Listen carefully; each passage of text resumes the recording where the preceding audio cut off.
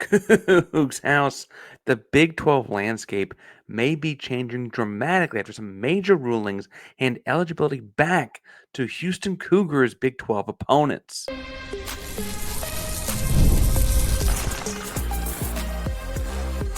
You are Locked On Cougs, your daily podcast on the Houston Cougars, part of the Locked On Podcast Network, your team every day.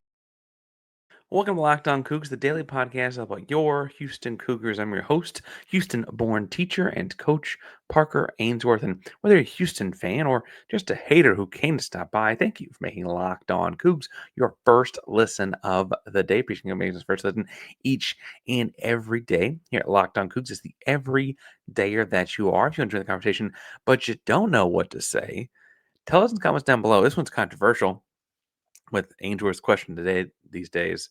How many holes does a straw have?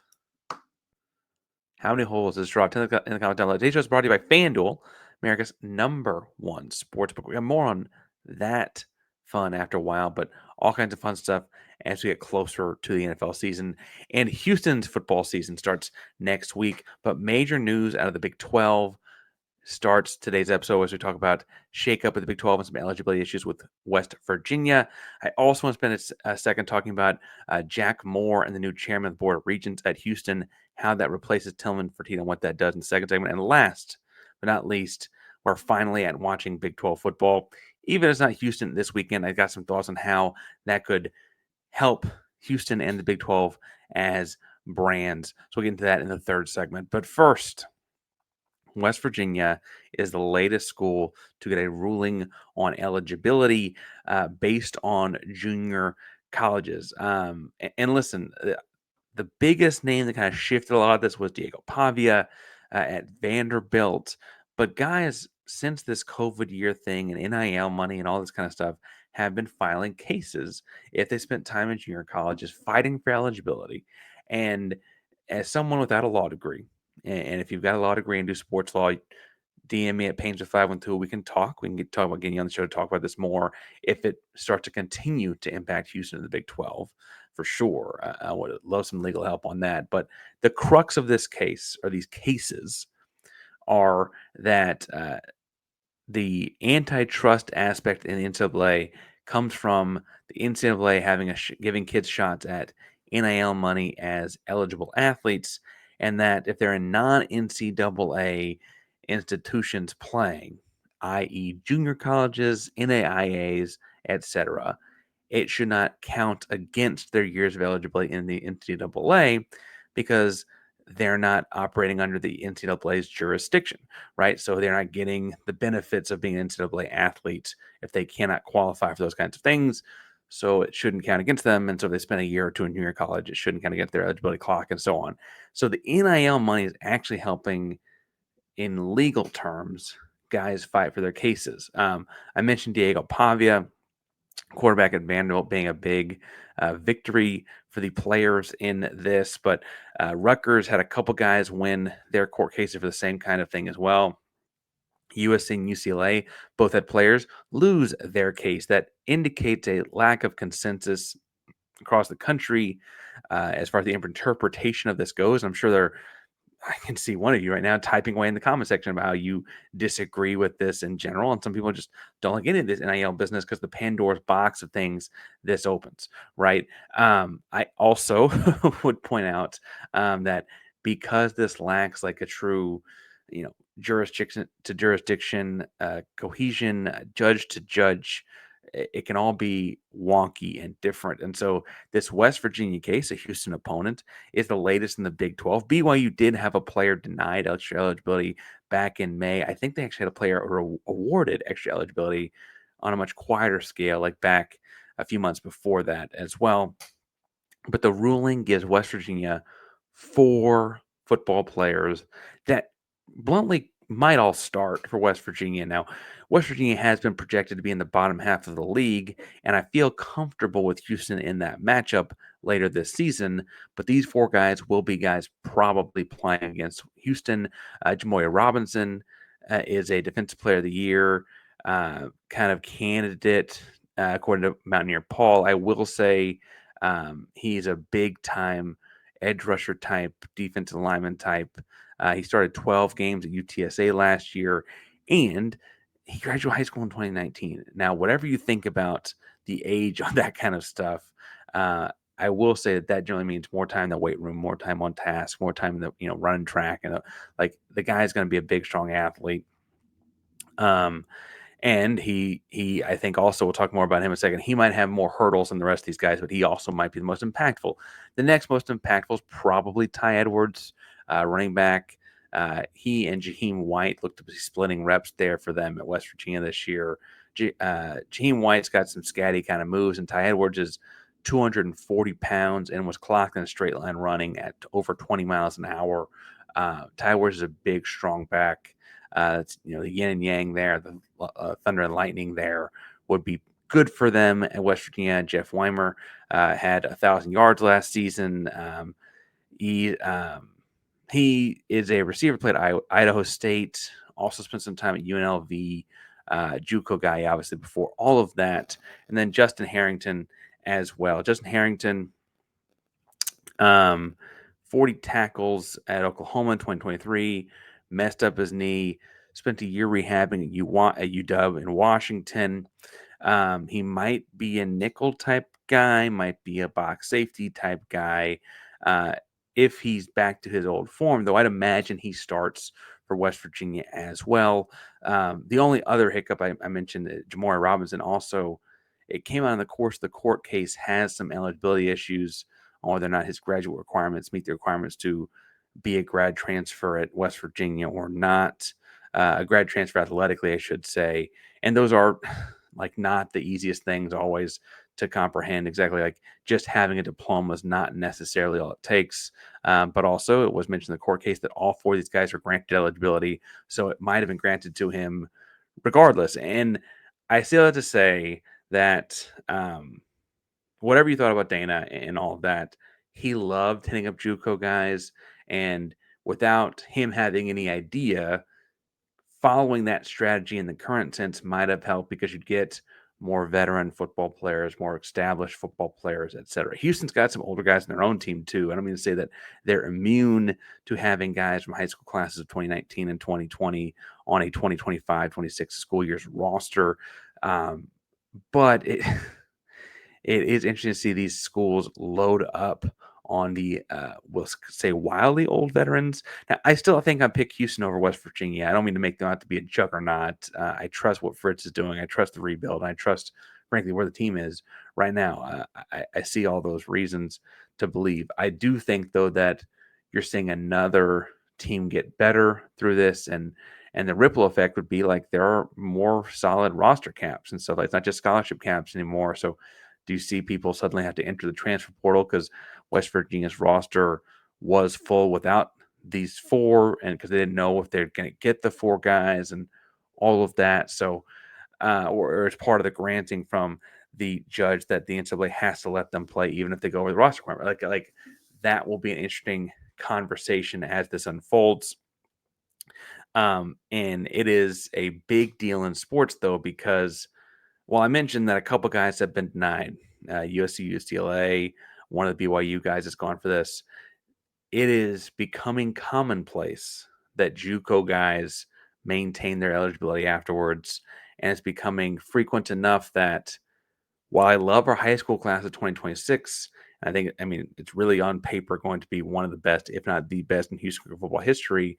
Is this the kind of thing that Houston should latch on to, that Houston should look at JUCO guys? Because you can get a 20-year-old with 4 years of eligibility left that's been lifting and playing ball for a couple years and is more of a grown man coming in than a high school kid is, right? Do you maybe take the 4 and 5 stars and start sloughing some of your 3-star slots off to go pick up those JUCO guys? Like, what do you do strategically as the landscape shifts in this direction? Something to keep an eye on. Big 12 making big changes across the board here.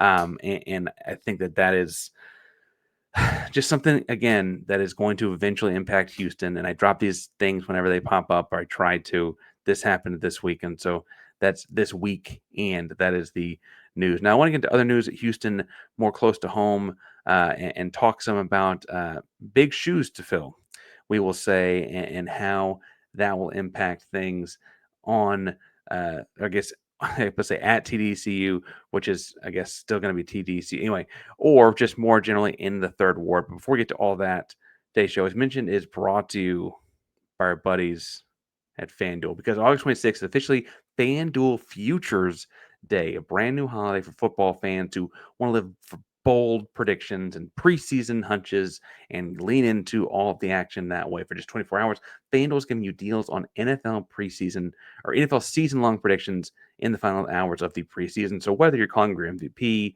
eyeing a long shot division winner, ready to crown Super Bowl champ already, before week one even kicks off, this is your moment. Take a flyer on the MVP race with CJ Stroud. If you think that Houston's going to win the AFC South, go put some cash on that as well. Whatever the case may be, you can even parlay some of this. I guess you got a bunch of things going at once. I guess if Stroud wins the MVP, Houston probably wins the South, right? Or whatever the case may be. Visit the FanDuel app today and start planning your future bets now, because FanDuel Futures Day is one day and one day only. FanDuel, play your game. Park Rangers, Locked on Cougs here, and Houston Cougar news here, kind of more broadly in all of athletics, really all of the university. But Tillman Fertitta famously stepped down from his role as chairman of the Board of Regents. Recently, he was asked by President Trump, Donald Trump, to go be the ambassador in Italy. And for what it's worth, Fertitta does have Italian heritage, though he's a Houstonian through and through. And what this commitment from the school means to someone else is that Tillman's likely there the entirety of the rest of the Trump administration and his time in office, and that Houston as a university needs to kind of have someone in those shoes. They can't just be waiting around on Tillman. Now, we'll say, even from across the world, Tillman's checks should still cash. The money can be wired. I don't think there's any reason to worry about Tillman's investment financially, but being in person, being in meetings, being on phone calls, it helps to have someone local and stateside at least.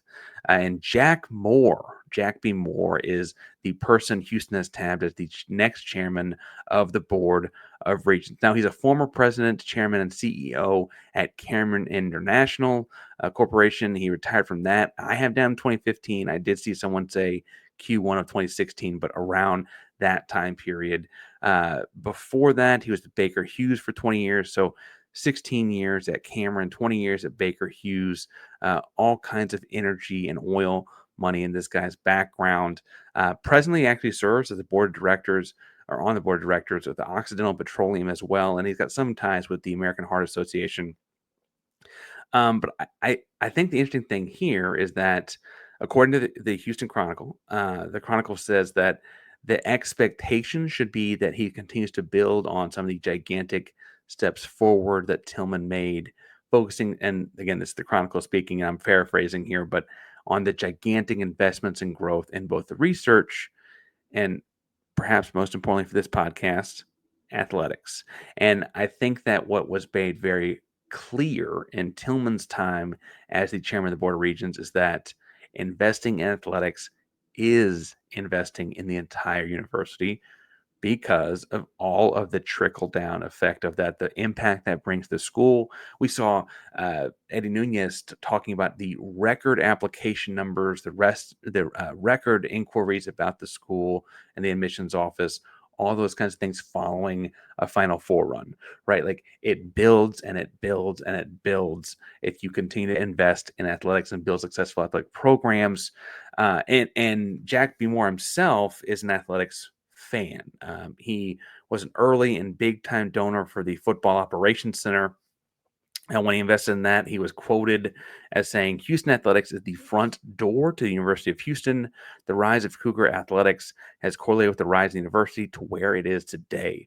The move to the Big 12 Conference confirms with how far we have come. However, there's more work to do, and that is our motivation to invest in Houston Rise. Our foundation is strong when we turn our attention to the Power Five and new championship era for Houston athletics." That was in couple years back at this point, when he was a wealthy donor. He signed off on a big check to that Football Operations Center.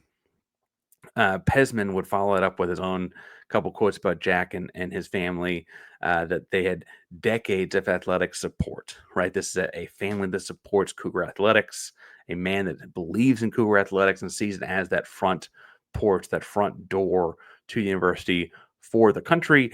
And he is now the chairman of the Board of Regents. Now, I think that also was pointing out that um, that he apparently looks like he's got a pretty good working relationship, or at least a friendly enough relationship with Dr. Renu Couture, who has kind of seen that same light in the last 5 or 6 years, it seems like, herself.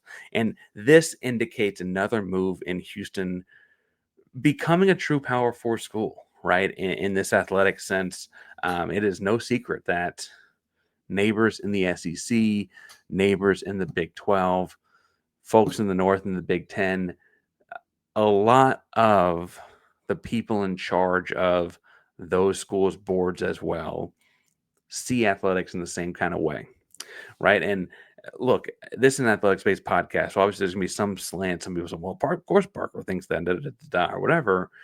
But ultimately, it is important to see how the investment Houston's made in athletics in the last, we can say decade, but really last 6 or 7 years, has translated into a booming moment for the entire university. Couture frequently references how strong and how much improved the school's rankings and resume are in a national level, academically speaking, right? Like, it is helping things out across the university, top to bottom.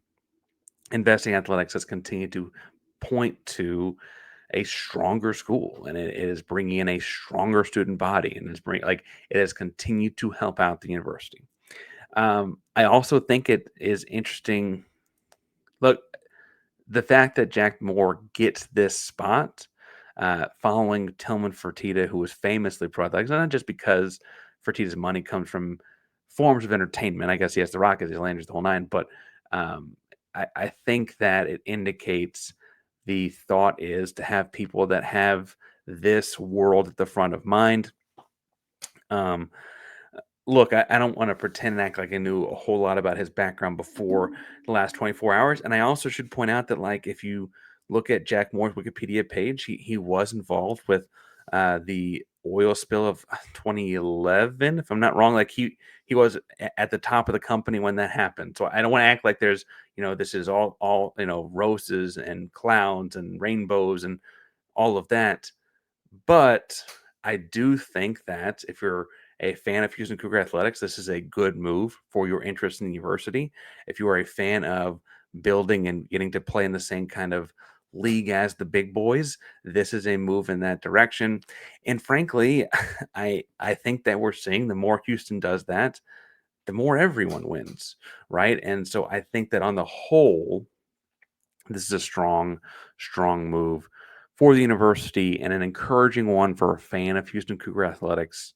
Um, and I think that that's a strong sign. Now, obviously, as things get formalized, he'll speak more and talk more on it, and we'll have more to comment on as that happens. But for the time being, I think that we can be pleasantly surprised. It feels like they got this one right at this point. So many places would get this wrong, right? They take a step backwards. They see the academic growth and they want to get someone more focused on things that maybe don't bring in the money to build the research facilities or whatever. And this is a step in that direction. And we'll follow more as it goes. Now, following things as they go, I do want to talk some about the Big 12 football on the slate this weekend and how that impacts the Houston Cougars, even if these Houston Cougars are not playing. But before we get too far, today's show is brought to you by our buddies over at Rugiet. Now, listen, guys, you've probably heard of Viagra or Cialis, or you may have even tried them, or snuck off that gas station, grabbed something like that. If you're looking to try something beyond the usual pill or something sketchy or whatever, it's time to meet and become Rugiet Ready, because Rugiet Ready is the next gen prescription treatment designed to amplify arousal in the brain and boost blood flow. Unlike the usual pills that can take hours, Rugiet's 3-in-1 formula dissolves under your tongue and kicks in fast. On average, in 15 minutes, it can last up to 36 hours. So you can stay confident and control when the moment is right. Now, it's completely online, board certified doctors, no sketchiness at all, like that stuff. Like it is real deal doctor certified. Uh, Helps all kinds of people all over the country. 150,000 men have already made the switch to Rugiet. Comes to your door, discreet packaging. People can't, like, it's really, really the best of all of those worlds. Head to Rugiet.com, head Rugiet.com/locked on college and use code locked on college to get 15% off today. That's Rugiet.com, Rugiet.com/locked on college. Use promo code locked on college for 15% off. Individuals' results may vary with prescription treatment. Compound drugs are permitted to be prescribed under federal law but are not FDA approved and do not undergo FDA safety, effectiveness, or manufacturing review. Please visit Rugiet website for full safety information. Park Rangers locked on Coogs here. And Saturday is Farmageddon Irish Potato Farm version. Two of the top teams of the Big 12 are heading to Ireland, Dublin specifically, to play their rivalry matchup and open the season on full display for the whole country, the whole world, really, because they're in Ireland and we're watching here, the whole world to see. It's a ranked matchup between Iowa State and Kansas State in Dublin. And Houston plays neither this year. And I think a lot of people are saying, well, it's just football. Parker's talking about this because it's a football game this weekend. And look, full disclosure, if one of these teams was bad or it was not a rivalry game, I'd probably still be watching it because it is the first football game of the year in college football. And college football is the best version of this sport. It's so much, I mean, just chaos happens every day. It feels like, but this is a big deal for the Big 12. For reference, 2 years ago, Notre Dame and Navy, now admittedly, Notre Dame is a gigantic fan base, but Notre Dame and Navy had over 3.5 million viewers for an early daytime football game in week 0. That's unreal number of viewers for an early day game. And yes, Notre Dame's a national brand, but this is a rivalry game. You can have a lot of people watching in the middle of the country for that purpose. It's also a big time playoff implication kind of game. Both these teams think they can win the Big 12. And so people that want to think about the college football playoff and the, if Big 12 is going to get 2 teams in, could one of these teams be the second? Probably not, because it'd be hard for them to make the title. It could set one of them back. It has major playoff implications, etc. Here's the way it hits Houston. Houston plays neither, and needs to be invested in who wins, because this is creating the Big 12's brand. This game is fun. This game is exciting. Suddenly, the whole world starts Monday of week 1 off talking about Big 12 football. The Big 12 kind of gets kicked to the side in a lot of these conversations. SEC, Big Ten, etc. It's frequently playing, third pony or whatever, and starting off the season with a gigantic win for the Big 12 in terms of viewership and excitement and so on would be a big deal. I also think it's interesting to think about, like, who, as a Houston Cougar fan and Big 12 fan, would you want to win? You don't play either this year if you're Houston, unless you were to meet up with the winner in the eventual Big 12 championship game, I guess in Arlington or whatever. But I go back and forth. I could see Kansas State being better for the conference because they've won the conference recently. You could make the argument starting to build themselves into one of those brands at Big 12 Media Days. Brett Yormark alluded to needing to have kind of like a couple of tent pole brands to put the conference on. If they won it in 2022, because Kansas State did win the conference championship in 2022, even though TCU went to college football playoff, right? And then they win it again in 2025. You have to say, okay, they were contention for it in 2024. 2023, I'm sorry, 2024, Houston actually kind of derailed their season. Fun fact there. You could start to look at, okay, is Kansas State becoming one of those brands that we can, like, call a tent pole for the conference? Avery Johnson, right? The electric running quarterback that Avery Johnson is, could become a character in the national conversation, a fun stat to watch play. an identifiable haircut, frankly, in a way that's very marketable for the conference. Could he become a dark horse Heisman candidate if Kansas State starts to look like they could run the table or whatever? The inverse is that Iowa State bluntly has another nationally relevant game in a couple weeks against Iowa. And if Iowa State were to beat Kansas State, that Iowa game could be a Big 10 versus Big 12 referendum. And then suddenly you're looking at, if Iowa State wins that, they have wins against strong teams in two power conferences and are looking to push through the table, not unlike BYU last year before their season got derailed at the end, right? Like suddenly Iowa State looks like they could be a real player in this kind of thing. And say what you want to say about Rocco Becht, but I think Brock Purdy's legacy in the NFL helps Rocco Becht, and I would argue that that helps them as well. And so Houston becomes invested in the idea of a Big 12 brand being built with Iowa State, right? And either way, you kind of want the winner of this game to go on to have a successful year.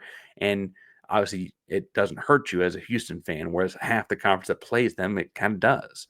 Now, I think that if I were to fall on one side or the other of this, I think it helps the conference more if Kansas State wins. I mentioned they won the conference a couple years ago and could look like a power. I mentioned Avery Johnson's a fun player and all of that.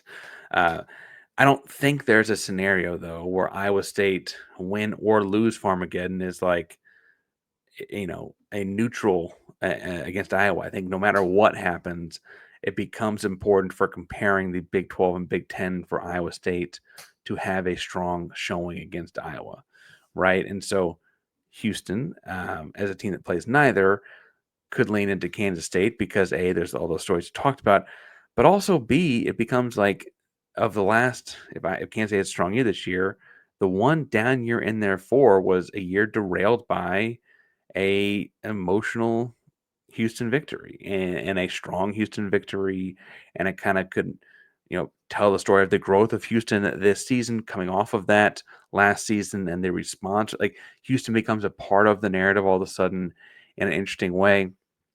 I also think, for what it's worth, it'd be fun to match up with them again, a theoretical Arlington matchup, but I may be getting ahead of myself there.